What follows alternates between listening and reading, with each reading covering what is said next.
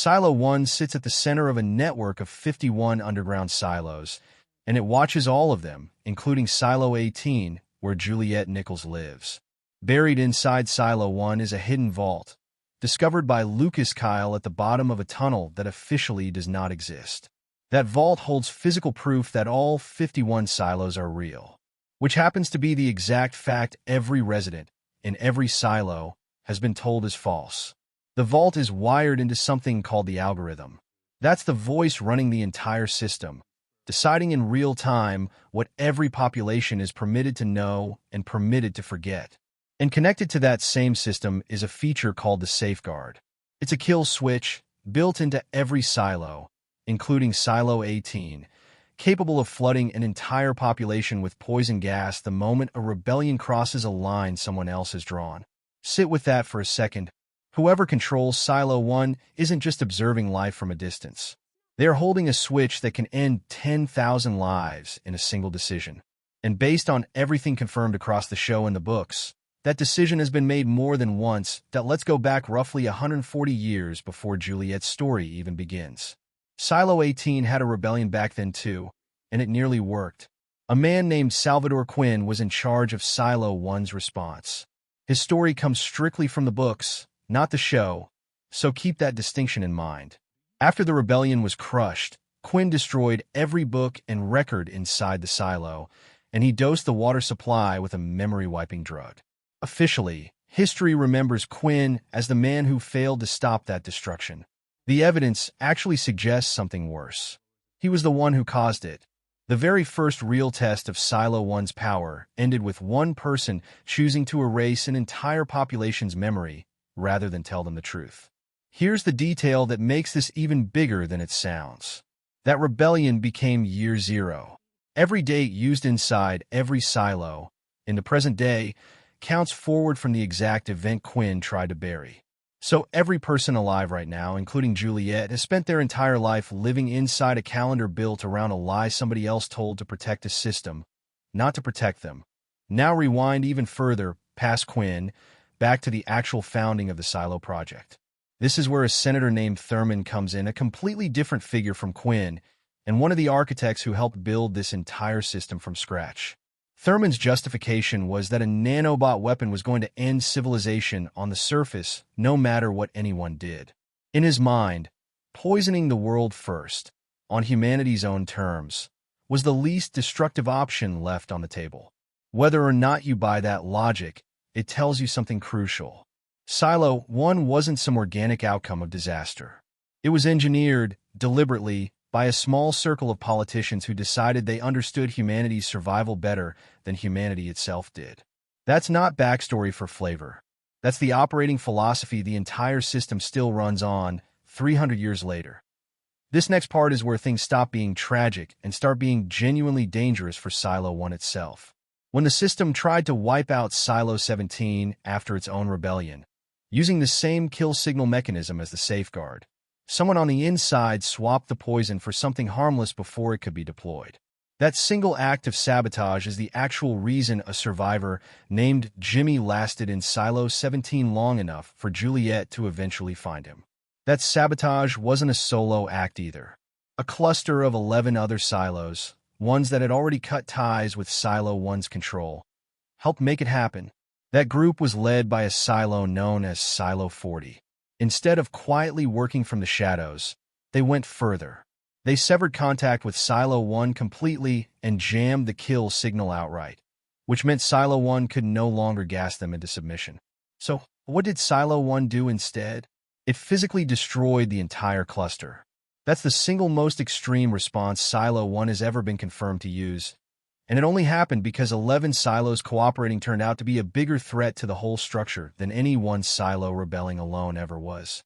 Cooperation, not rebellion, is what actually scared this system into its worst move. Back in Silo 18, there's a chilling pattern worth naming directly.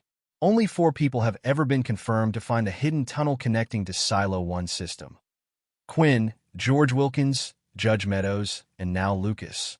Judge Meadows is murdered partway through Season 2. The show gives other reasons for her death at the time. Knowing she's one of only 4 people who ever located that tunnel, the timing deserves a lot more suspicion than a passing subplot. Proximity to Silo 1's secrets, in this universe, appears to carry a survival cost that here's where this video earns its keep. Because Season 3 premiered on Apple TV back on July 3rd of this year, and it has completely reshaped how much of this backstory we can now confirm. Instead of one timeline, the show is now running two in parallel. Present day follows Juliet recovering from a forced cleaning with her memory badly damaged, while a second track drops us into the before times, decades before any silo existed. That second timeline centers on a congressman named Daniel Keene, played by Ashley Zuckerman, alongside a journalist named Helen Drew, played by Jessica Henwick. And here's the reveal book readers have been waiting years for. Daniel's sister Charlotte, after suffering a brain injury, calls him Donald at one point. That's confirmation the show's Daniel Keene is, in fact, Donald Keene from Hugh Howey's novel Shift. If you've read the books, you already know how heavy that name is for what's coming. The season also introduces Senator Rosalind Thurman, played by Laura Innes, and her daughter Anna Thurman, played by Morgan Christie, who also works as her mother's campaign manager. Quick note here, because it trips people up constantly online. This present storyline Anna Thurman is not the same character as the older Anna from earlier seasons who swapped out the poison in Silo 17. Same first name, different person, different generation. The show seems to be doing this on purpose, letting names echo across timelines the same way the calendar itself echoes Quinn's cover-up. Meanwhile, Daniel's sister Charlotte, callsign Charles, is a fighter pilot pulled into a retaliatory strike that goes catastrophically wrong when her formation flies into an unexplained anomaly. She survives barely, with a traumatic brain injury and amnesia, and ends up in a clinic run by a doctor whose earlier trials, a journalist points out, were run on prisoners of war and low-ranking recruits who had no real ability to say no. That detail is not a throwaway. It's establishing exactly the kind of ethics-free experimentation that later becomes the entire Silo project. By episode 6, titled Drive, which dropped on August 7th, the two timelines are colliding fast. Senator Thurman corners Daniel and Helen with a chillingly casual pitch. Help her save the world. In the present, Juliet believes she's convinced the algorithm to authorize a rescue mission towards Silo 17. What she doesn't know is that the algorithm has already decided the people sent on that mission, including Lucas, are not expected to come back. Control, not honesty, is the actual currency this system trades in. Then and now that there's a theory that's been gaining traction, connecting the algorithm's voice to Daniel Keene himself. The reasoning.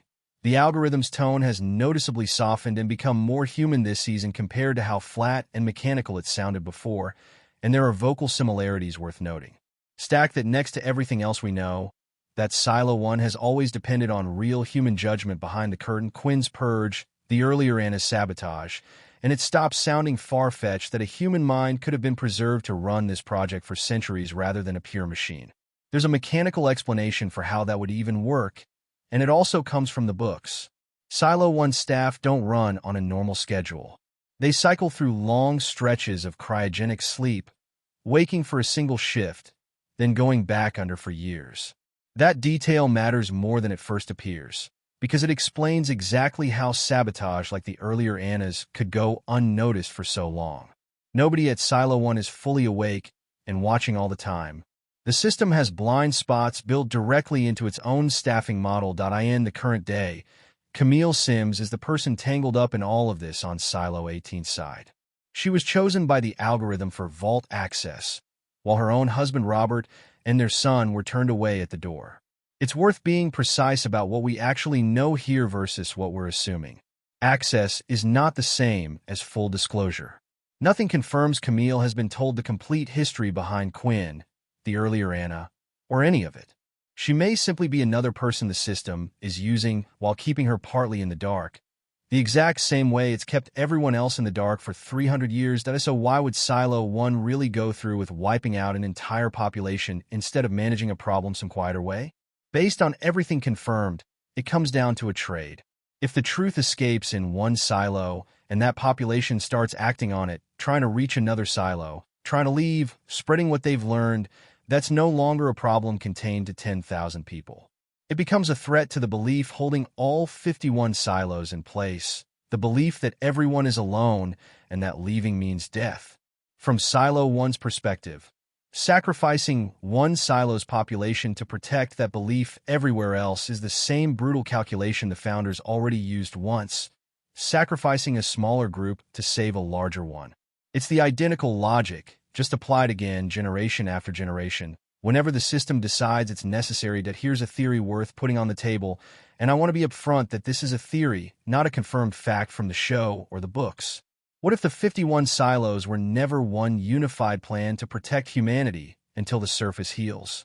What if they're actually 51 separate experiments, run simultaneously, each one deliberately isolated from the others? Under that read, some experiments get allowed to keep running. Others, like Silo 17 and the entire Silo 40 cluster, get shut down once they're judged to have failed. If that's what's actually happening, Silo 1 isn't a protector counting down a timer. It's closer to an evaluator, deciding which version of human society, which rules, which amount of control, actually produces a population stable enough to eventually be trusted with the truth. That would explain why there are 51 silos instead of one giant shelter. It would explain why some get sacrificed without much visible hesitation. And it would explain why, after 300 years, the system still hasn't moved an inch toward telling anyone what's really going on. The experiment might simply still be running, right now, while you watch this, that it's worth being honest about the gaps too, instead of pretending every piece fits perfectly. We don't know for certain whether the algorithm is a machine, a preserved human mind, or something in between. We don't know why the true number is 51 silos instead of the 50 everyone, including Bernard, originally believed. We don't know if Silo 1 today operates the same way it did back in Quinn's era, or whether something has fundamentally changed since. And we don't know if this experiment theory is actually correct, or just the most convincing shape the evidence currently makes. Put all of this together, the confirmed history, the sabotage, the cover-ups, and what Season 3 has revealed so far, and the real Silo 1 looks nothing like the flawless, all-knowing authority most people assume it is. It has already lost to 11 silos working together instead of one alone. It has been quietly undermined from the inside, more than once, by people it trusted with its own authority. And it depends entirely on individual humans, most of them asleep more often than they're awake, choosing not to abuse the power they've been handed. Every silo out there assumes Silo 1 has complete control. Everything we've actually confirmed says otherwise. With 4 more episodes left in this season, and a 4th season already filmed and waiting, that gap between the myth and the reality is only going to get wider. If you've got your own theory about what Silo 1 is really running down there, drop it in the comments. And if this kind of breakdown is your thing, subscribe, because we're covering every episode as the season closes out.